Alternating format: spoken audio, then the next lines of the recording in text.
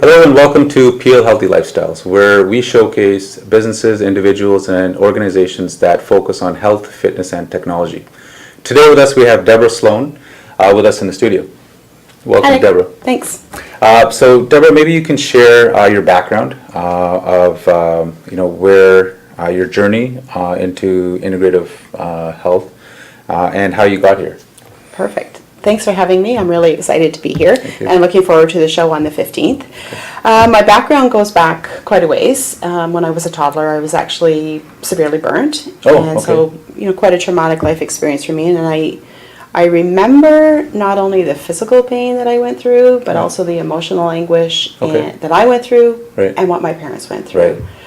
So I learned at a very young age what suffering felt like. Okay. Then a little bit later, when I was 10, I watched my sister go through cancer. She was diagnosed with leukemia, and it was pretty awful. It was very traumatic to watch her go through the side effects from the chemo, to watch her go through just the progression of the disease itself. Right.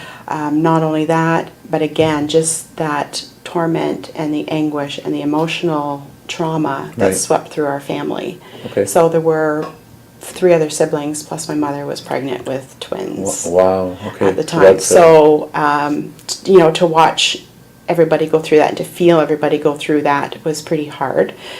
I was very privileged because I was quite connected with my sister. I learned a lot with her. I went to doctor's appointments with her. I saw how the medical system worked. Right. And at the age of 10, Right.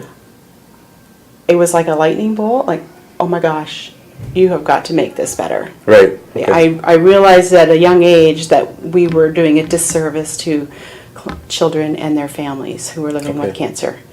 And I just figured it has to be better. Right. It's got to be better. So in that moment, I decided to become a nurse. Wow. Okay. Sadly, my sister did die. And again, I was honored to be with her the night that we took her to the hospital, which would be her last night with us. Okay. And that was probably the night that I learned that kids know more than we think they know, and they know more than we know. Right. Okay. I remember. Is there something that she said? Yeah, I remember her saying to my mom, when you take me in there, I'm not coming back out again. Okay. And she never did.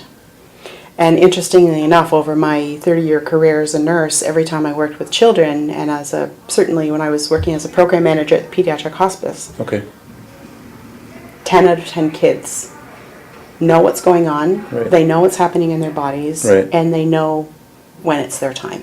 Interesting. The sad part is we're not always listening. Definitely. I remember reading somewhere that,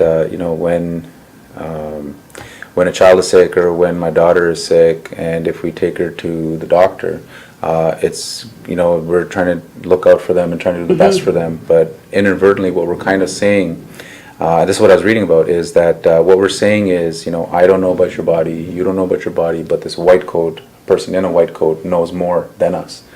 So we always, with my daughter, we always focus on, okay, how do you feel? And tell me, where does it hurt and what is it? It's like my stomach hurts. Okay, but where? Yeah. I understand. Yeah. So that was really interesting to, number one, have that sit in my brain from the age of 10, but then to see the pattern throughout the course of my career. It was pretty interesting. And about 25 years ago, I got introduced to complementary therapies, and particularly cranial sacral therapy. Absolutely fell in love with it. I saw what it could do for people, so started my training and continue to do my training to this day. But I think it's those 2 experiences that made me decide I need to be a nurse. I need to be in a field where I can make an impact on people's lives. So maybe we can, you can explain to our viewers, what is cranial therapy? Because I'm sure maybe some people haven't heard about it. You're right, and most people haven't. So cranial sacral therapy is a very gentle, hands-on treatment that's completed with the patient fully clothed. So that makes it safe right off the bat. It's a program that evaluates and enhances the cranial sacral system, which is comprised of the membranes and the fluid that surrounds your brain and your spinal cord. We know it as the central nervous system. Okay. And once we can free up restrictions in that central nervous system, Right. what that does is then we see a drop in pain, we see a reduction in stress. Okay. We see immunities being boosted, so Right. people are better able to fight off disease. We CST, that's the short form that we use Okay. for it, can also be used for structural realignment and Okay. optimizing bodily functions. Fantastic. And Okay. because it's so gentle, Right. it's safe for anybody from newborns to centurions and That's what I was beyond. just gonna ask, Yeah, right, right. it's even safe enough for pregnant women. Wow. Okay. Mm-hmm. So what are I know you've listed some of the benefits of it. What are maybe some of the common things that you see with some of your clients when they come to visit you and for Okay. treatments? A lot of structural issues. So, sciatica, I've got a sore lower back. In children, newborns particularly, we see latching issues, sucking issues. Okay. Breathing problems if they've had any kind of traumatic delivery at all, because that's a small space to bring a baby through, and even Right. C-section babies can have some trauma. Okay. So those are some of the common ones. With younger kids, what I'm finding, the kids I'm dealing with right now, sort of around the 10 to 15 year age, Okay. is anxiety. Okay. So I've had a couple of clients come in, and after one treatment, they're able to go back to school again, and to Wow, feel like okay. they can socialize with their friends again. Right. The one young girl that I worked with, after 2 treatments, she not only was excited about going to school, Okay. but signed up and became part of the truck team. Wow. And did Wow. really, she halved her time from Amazing. a couple of years previous. Okay. So there's a lot of different things, but those are the Right. trends I'm seeing Okay. right now. So why do you think that people may not have heard of cranial sacral therapy? Why is it off their periphery? Like why? I think the answer to that is that there are people out there that are doing it, but they're incorporating it into their other practice. Okay. So maybe a chiropractor might be doing it, or Oh, a okay. massage therapist might be doing it. Okay. And what I hear from clients sometimes is they just do a little bit at the end of their massage. Right. Whereas what I do is I do the full cranial sacral treatment right from head to toe. Okay. So the And full how body long would a assessment. treatment typically last? About an hour. About an hour. Okay. Children are a little bit less. They tend to be half an hour because children are very open. Right. They're very responsive. Okay. You get in there, you do the work, and they're done. Okay. So that's kind of cool. And then maybe you can explain how often would a person need to come back? Because I know with a homeopath, a good homeopath, one of the ladies that we visit for the last 15 years, her line always says, "I don't want to see you." So if I'm seeing you regularly, then I'm not doing my job. Right. So My goal is, Right. I don't want to see you. right. Okay.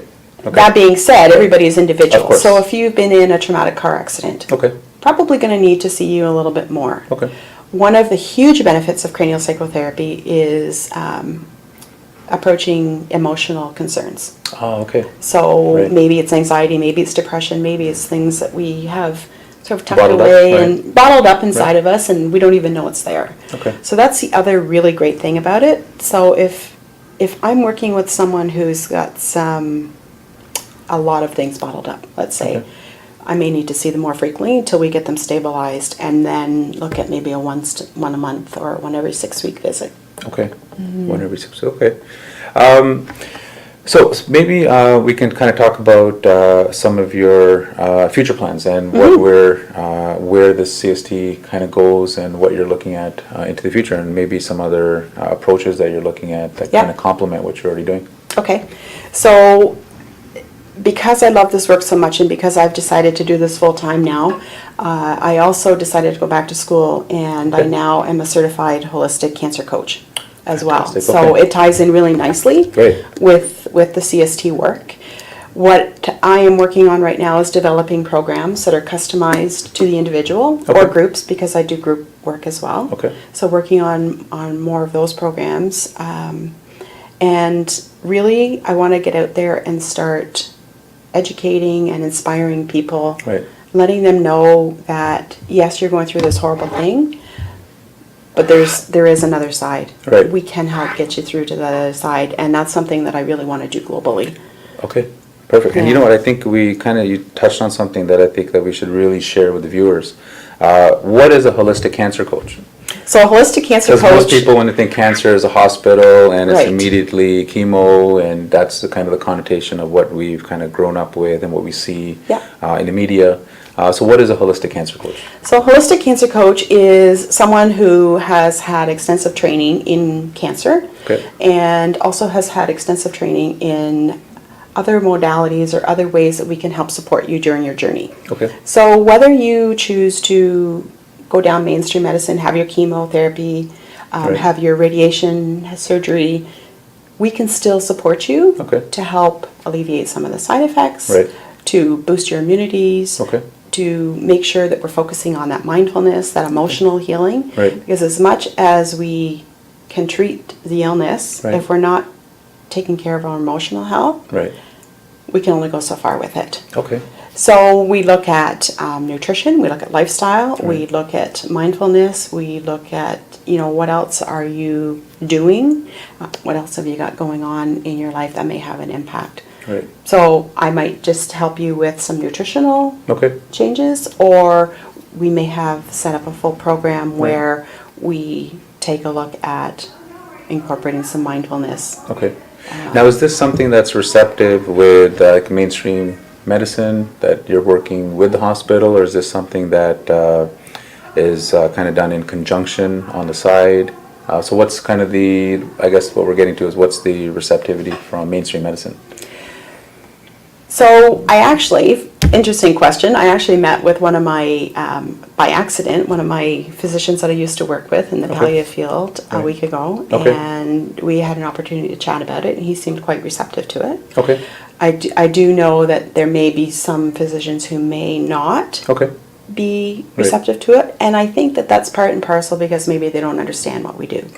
I'm not here to take over from the doctor. I'm not here to take over for the hospital. I'm here to meet the client where they are, figure out what their goals are, because sometimes we forget that. That's right. It's because it's not about us, it's about them. So what are their goals, and how can we get them from where they are to where they want to be? That's I remember a little while ago it was pointed out, and I read somewhere that it's, if you have a heart attack, you have to go to the ER, and that's what they're trained to do. That's emergency medicine. You break a leg, you're at the ER. But if you don't want to have a heart attack, that's where the integrative approach is. That's where the holistic approach is, to prevent that whole process in the first place. And it's kind of works in conjunction together. I think that's for myself, even with the kidney transplant and going through the dialysis, and now 13 years ago I've had a kidney transplant. Working together with both the Western medicine on the one hand, I have to take my meds, the anti-rejection medications, and then on the other side, you're complementing it with nutrition and lifestyle changes, and they just kind of work together. And then I feel, and correct me if I'm wrong, it's a personal balance and a journey for everybody. Absolutely. And there's no magic pill, no formula that works for everybody, a blanket formula, and everyone kind of really has to try the different integrative approaches and different medicines, different nutrition and lifestyle changes until they figure out what really works. And that's why my programs, when I set them, are customized. So if you were to come to me, I would take a comprehensive history and it would be customized to you. It wouldn't be just cookie cutter and hand it out to the next person, because each one of us is different. Each one of us brings something different to the table. So, if I look back at my own stories, and that at times feeling the shame and the guilt, helpless or hopeless, I know you can come to on the other side, but it is work, and it is not just a magic pill, and it's not just one person that can help you. It is a combination. So I really feel that the holistic cancer coaching piece is truly about, it's helping that patient. And that's where my passion lies. My passion really is particularly with children and families living through suffering. So that they can live more vibrant and balanced lives. You know what, as we're starting to run out of time, maybe you want to close with maybe some easy strategies, maybe some tips that may apply to, just the general public. Please. So I think a couple of really easy tips that everybody can do is take time for yourself every day. Whether it's 5 minutes or 30 minutes. I think that's really important. If I can share my analogy, I'm sure everybody's been on a plane, or most people have been on a plane, and what I say to my clients is, if you don't have time for yourself, that's like being on a plane and that oxygen mask dropping and you not putting it on yourself. Right. Right? When they give you that safety demo, they say, put it on yourself first. Right. Why? Because then you can't help someone else. Yeah, if you don't have it on, you can't help anybody else. Right. So you've got to help yourself first. Right. And your health is the same. Right. The other thing is, you can do all of the juicing, all of the medication, all of the this and everything else that Right. you're wanting to do. If you're not taking care of the internal you, Right. you're only going to go so far. Right. So make sure you're taking care of your emotional self as well. That's right. And exercise. Yes. Even if it's just a walk around the block. Right. Simple walk around the block. But just to get that lymphatic system going, get the circulation going, oxygen to the brain Right. is a really important thing. That's so right. I think those are 3 really easy things. Okay, perfect. We're out of time. Deborah, I want to thank you for coming to the studio, sharing your wisdom, and sharing your experience and knowledge with our viewers. So once again, everyone watching, this is Peel Healthy Lifestyles, where we focus on health, fitness, and technology. And we want to really showcase individuals, businesses, organizations that are really trying to promote the integrative, healthy lifestyle, any strategies and promotion that you can do. And once again, thank you very much. Thank you, Deborah, for Thanks, joining Nick. us. And we'll see you at the show on Saturday, September the 15th at the Brampton Soccer Center. And that's the Peel Healthy Lifestyle Show 2018. Thank you and have a great day.